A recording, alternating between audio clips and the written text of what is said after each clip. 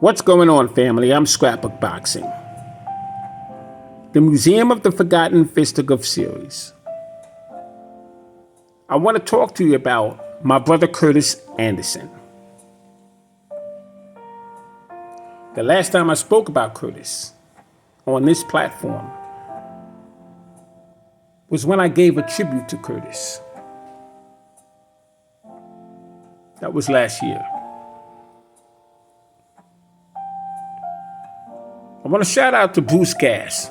He did a segment on Kurtis Anderson. When I found out about it, it was on a replay. I did not catch it live. But listening to the replay of those conversations about Kurtis Anderson took me in a very warm place. You see, Kurtis Anderson and myself had a very special, on an independent level, relationship. We were brothers. Kurtis and I had so much in common, it was frightening. He and I were born 3 days apart. We both have a son the exact same age. We both had fathers who got us into boxing. When I lived in an apartment, both Kurtis and I had the exact same apartment number. I lived in New York and he lived in New Jersey. We began boxing at the age of 7. And there's some other personal things that we share that is frightening. It's amazing. Now, Kurtis worked at Totowa Distribution Center. It's in New Jersey. That distribution center was right off of Route 46. For those of you who are familiar with New Jersey and Route 46. Now, Kurtis was born in Paterson, New Jersey. That's where he was born. And he was raised in Newark, New Jersey. And he would spend the rest of his years in Elizabeth, New Jersey. Now, Totowa Distribution Center was 4 blocks away from main events. That's where you had Lou Duva, Dino Duva, who was his son, Dan Duva, his other son. Dan Duva was an attorney. In fact, all the siblings, their name began with a D. Lou Duva had a daughter who was a waitress on Route 17 in Lodi. I can tell you the whole, well, Kurtis Anderson had access to fighters because across the street from main events, 1 block down, you had the restaurant. That's where Lou Duva had his restaurant. A couple of blocks from there was Lenny Shore's boxing gym. Kurtis and I both trained in Lenny Shore's boxing gym. He can tell you details of the gym. I can tell you details of the gym. And we're talking and we're laughing and we're shocked. Now, to go back to how we met, I want to give a shout out to Trey X. I want to give a shout out to Marlowe's Corner. Kurtis Anderson was on that show, just listening in, like all of us. Marlowe's Corner and Trey X did trivias back then. I'm talking 2014.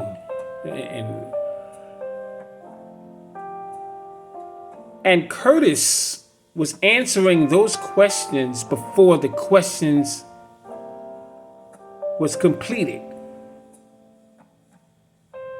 And people couldn't understand how that was possible. he was answering them faster than the other people were Googling the answers. He was just spitting it out. And they couldn't understand it, and they asked a tricky question, and he was answering that before the question was completed. So Trey X said, no, we gotta. So he said, this is gonna be our co-host. Kurtis knew nothing about it. And that's what happened.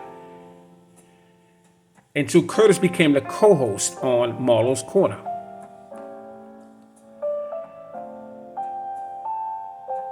To add more prestige to Kurtis Anderson, Trey X gave Kurtis Anderson the name Sugar.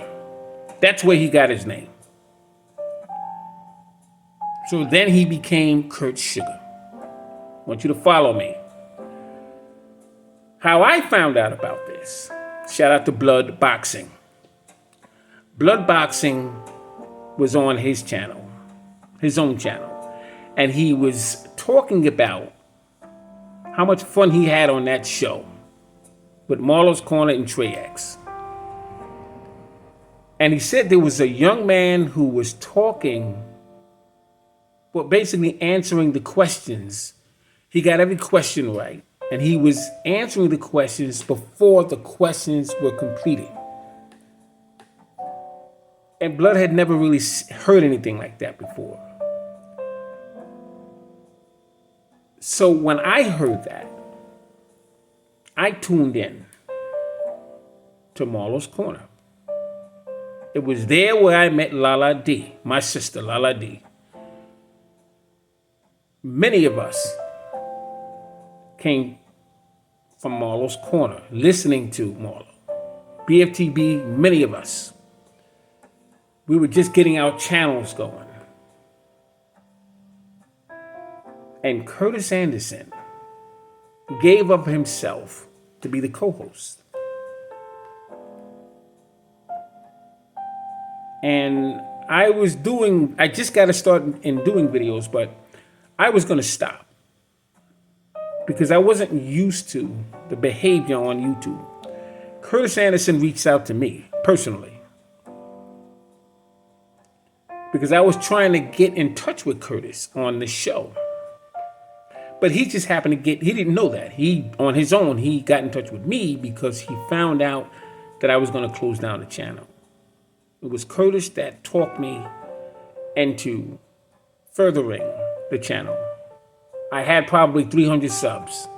No, I probably had 200 subs at the time. And it wasn't growing. So Kurtis inspired me to continue. Now I'm going to bring in Stormy B-Man, my other brother, in a moment. When I get to that point. So Kurtis began to speak with me. And he was very impressed with the information that I put out.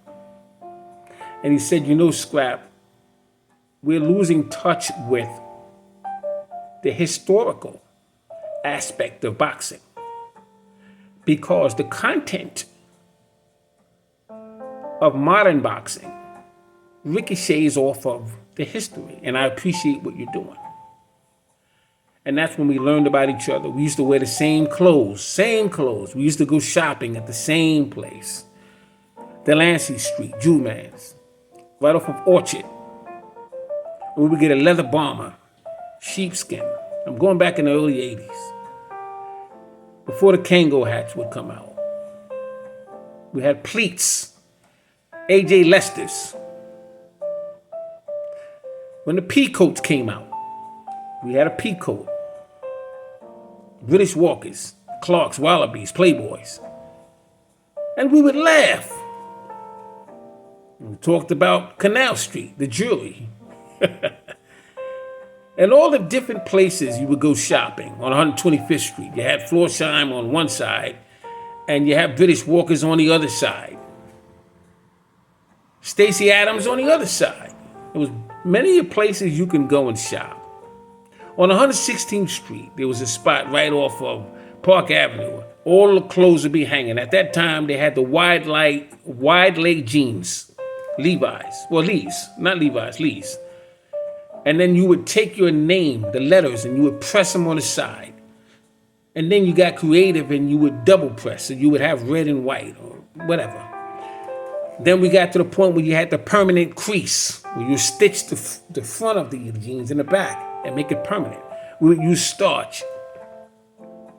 And then we would iron the Playboy hats and the Kangos, split fires, and everything else. So we talked about those things. So one day Kurtis and I were talking, and I said, Kurtis, what I'm most interested in, I want to have a round table talking about the history of boxing. And I wanted to surpass ESPN and all these other Kellermans, and I want us to talk about that. Would you join me? He couldn't be more than honored. He had that much respect for me. We were trying to get that thing going. It didn't quite work out. This is where Stormy B Man comes in. So Kurtis, on one hand, wanted to make sure that I was secure in what I was doing.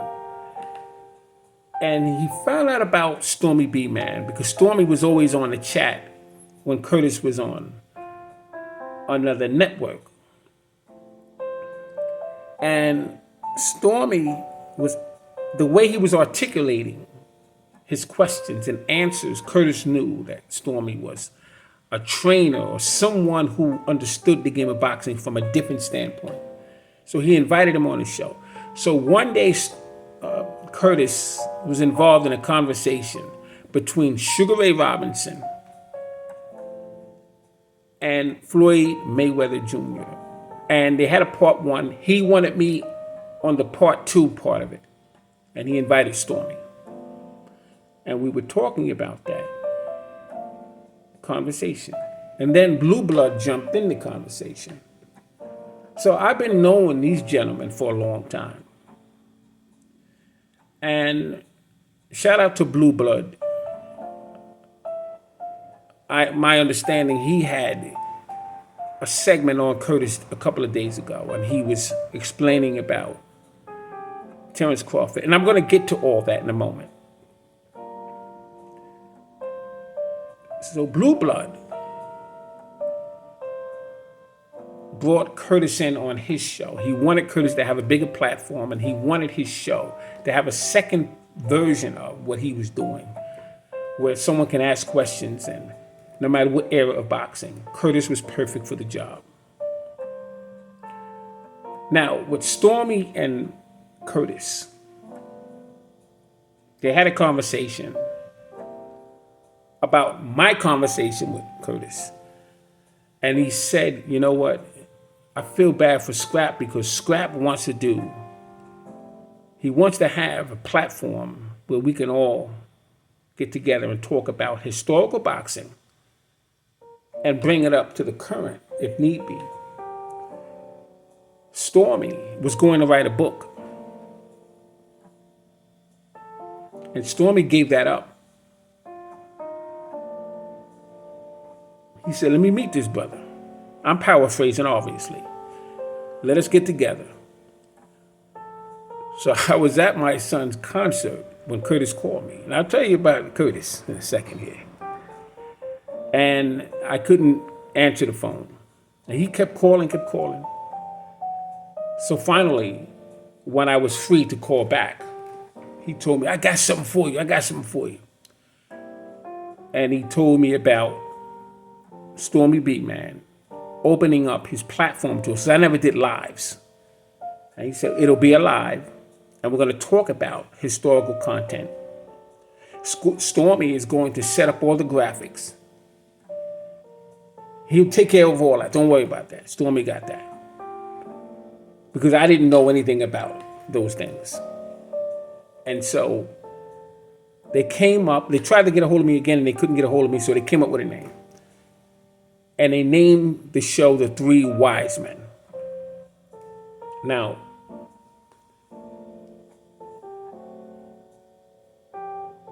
one night I was taking a shower. I'll talk about Kurtis in a second. Kurtis was something else. He's the only one that had access to me that way. And then Stormy, B-Man. He called me at 9 o'clock at night. And I was taking a shower, and I always keep the phone close because I have tenants. As a landlord, I have tenants and business partners and what have you. And so he kept calling and kept calling. I was washing my hair, and I couldn't answer the phone. So the phone kept ringing. So finally I rinsed out the hair, and I went to look at the phone, and I had a missed call of Kurtis, like 5 of them. I said, let me finish this, because if Kurtis calls like that, it's something. So I start washing my face. Phone starts ringing again. I said, damn. So I rinsed myself, dried my face, answered the phone. And Kurtis said, hey, Scrap, man, you busy? I said, kinda, sorta, what's up? Oh, man, I ain't mean to. He said, I gotta ask you a question. I said, what's up, Kurt? He said, I need you to go on YouTube and look up this name for me and tell me what you think of him. I said, is a fighter? He said, yeah. I said, okay. What's his name? He told me his name was Ennis. Now, I didn't know who Ennis was. So I said, I'll take a look at him. So I typed in Ennis. He came up. I saw the 2 fights that he had. I think it was his second or third fight at that point. And so I got back to Kurtis. I said, Kurtis, I know who this young man is. He said, you know? I said, yeah, I know him. I didn't know he was Ennis. I know him as Boots. Now I'm going to explain to you how this came about. Boots' father, his name is Boozy. They live in Philadelphia. He has 2 older brothers, Boots Ennis. Now, the manager of Boots' brothers worked in Willingboro, New Jersey, between Beverly Rancaucus Road and Route 130. Right across the street, he had a mechanic shop. It was a transmission shop. His name is Moss. Moss owned the shop. Moss was part owner of, or I should say owner of the mechanic shop, but he was also part management of that team. When you go into the office of that mechanic shop, pictures all across the wall of the Ennis brothers. Boots was in that picture. Now, he was an amateur at the time. So Moss used to give me tickets at the Blue Horizon, because Blue Horizon and Atlantic City, but the Blue Horizon is where the older brother had a title shot. It was a regional title. And so I went to the Blue Horizon. And that night, you had Ivan Robinson. He was a trainer for some fighter that evening. Had on jeans and Timberland boots and what have you. He was there. The main event, Ennis was there. So I saw Ennis, well, we called him Boots at the time, in that ring. And they told him to get out of the ring if he couldn't have more than 1 second. Anyway, the brother wound up winning the fight on a decision. So he was holding his belt up and what have you. Now, this is going back a few years. So I told Kurtis, I know who this young man is. He said, what do you think of him? I said, well, he's definitely, I know the whole family, and they're all good fighters. But I said, yeah, he's special. And Kurtis said to me, you damn right he's special. Now, what people don't understand, and I'm going to explain this. See, Kurtis and I used to talk about strategies in boxing. We understand this stuff. So when I met Stormy B-Man, Stormy was a trainer. He's still a trainer in heart. Stormy understands boxing more than the average person. He really understands it. So all 3 of us used to talk about X's and O's and certain fighters. We would take it back to Benny Leonard, and we'd take it back in the fights that they had with when Leonard fought Lou Tendler, 22, when he fought Jack Britton in 22. And we would talk about what happened in those fights. And we talked about Leonard and Hearns. And see, I was at the Hearns and Leonard fight in Las Vegas in 1982. And I'm sorry, 1981. 1981. Hearns faced Leonard in Las Vegas, Nevada. I was in the second row of that fight. So we talked about all those fights. Salvador Sanchez and Gomez. I was the second row of that fight. And we understand X's and O's of boxing because we come from a different era. So we talked about Boots Ennis, what his weaknesses are and his strengths are. So one day on the show, the Three Wise Men, we had one of those sessions where we wanted to give back to the community, so we let the questions be asked to us. And someone asked Kurtis, specifically him, this question: who is the up-and-coming pro fighter right now? And he said Terrence Crawford.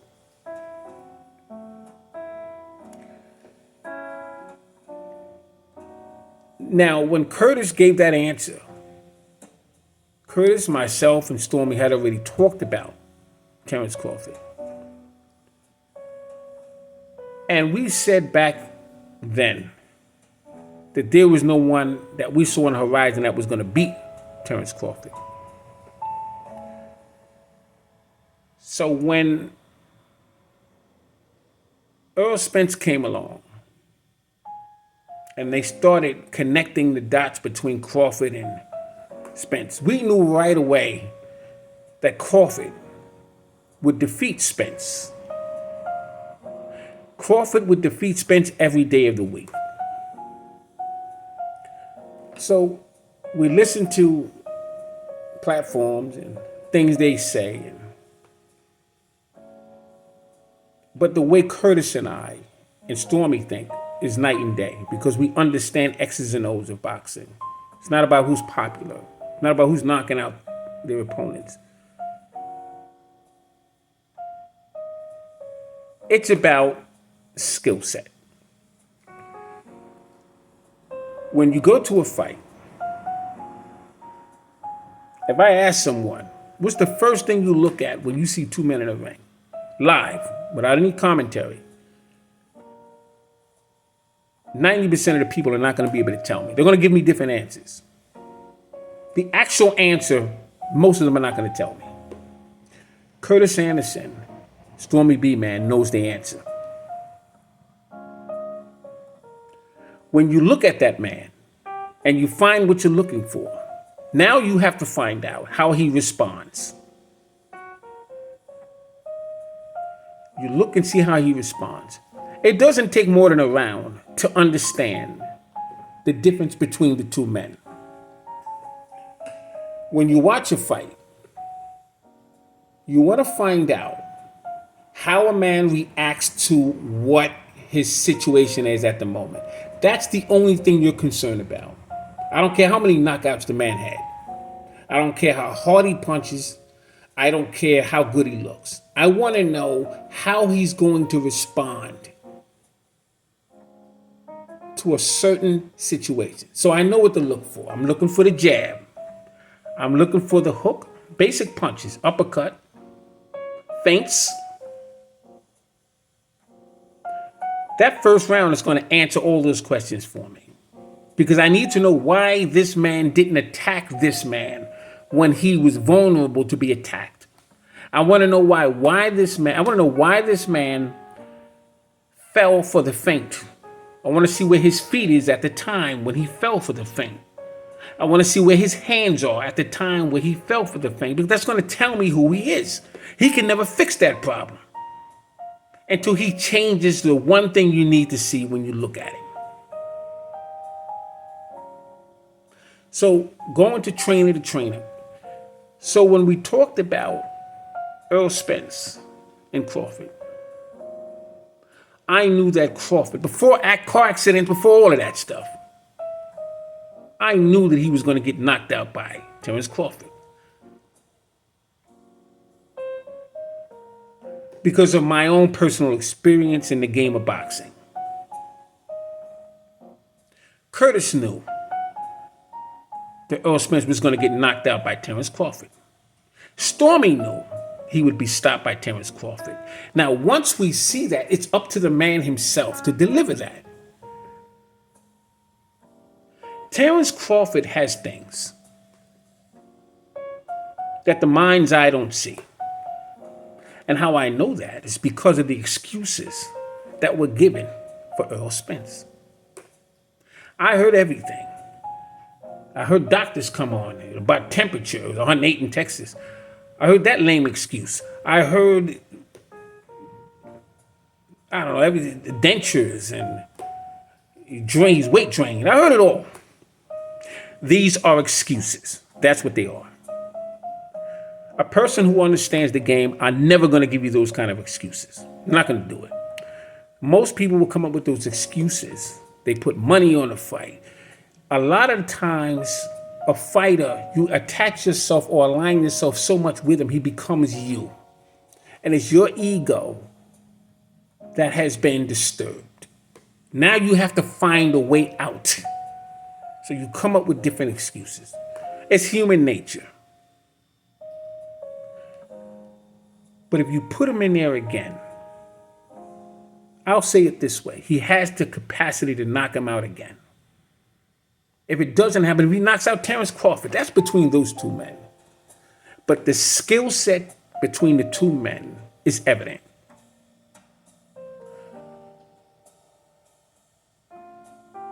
Earl Spence's problem, and I'm going to say this one time.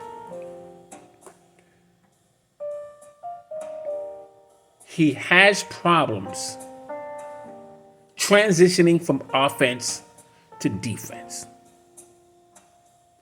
I don't care who on YouTube gets on and explains and justifies.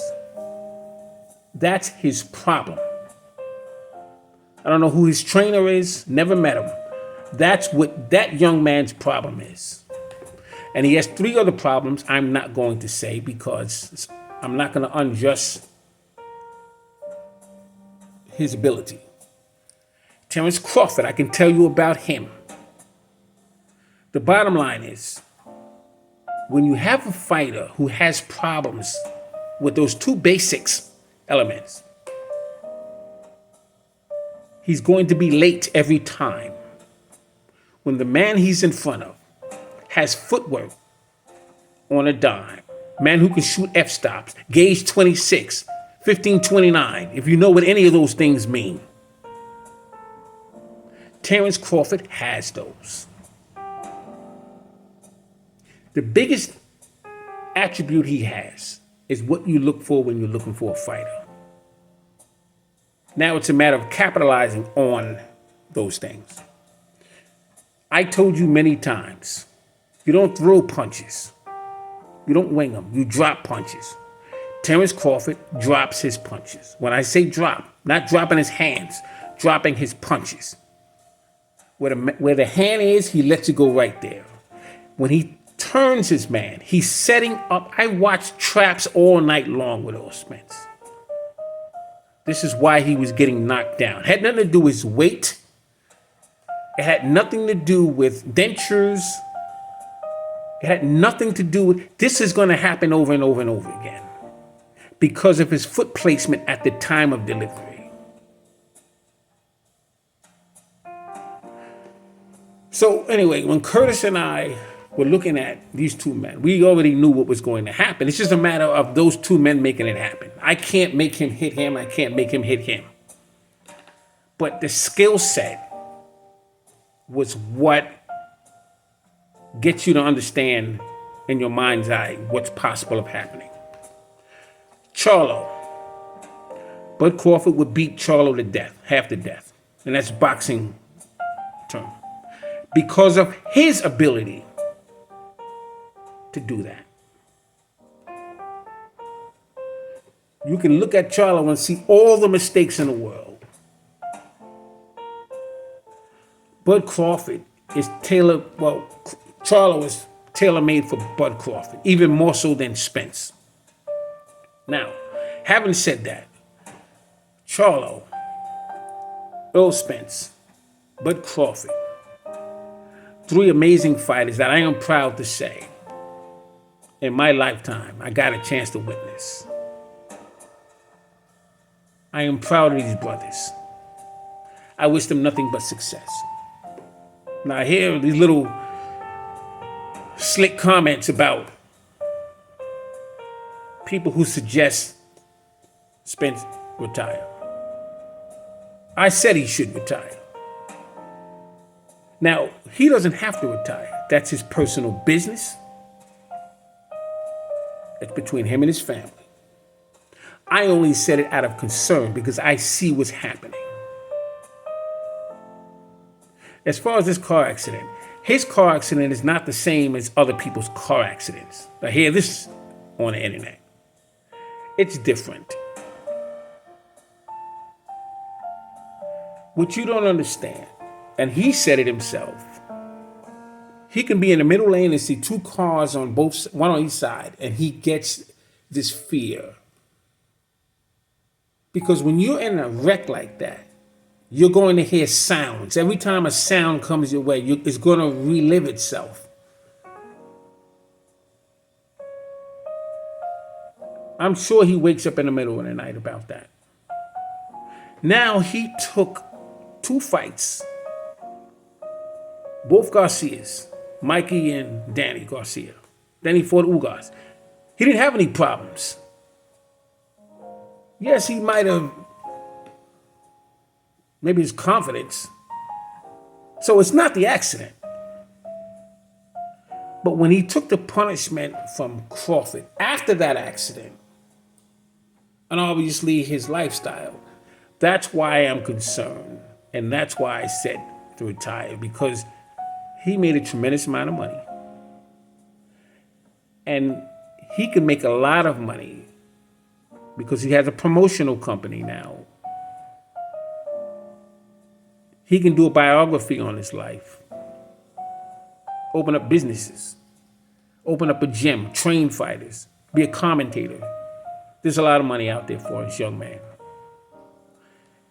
If he wants to continue fighting, any fighter, and I said that about Nino Donaire, I will support them. Because I understand, through the history of boxing, what black fighters had to go through to get an opportunity. And here you had 2 young black men who I was very proud to watch. I'm going to do a part 2 to this because I see that it's going to shut off. So I'll see you back at part 2.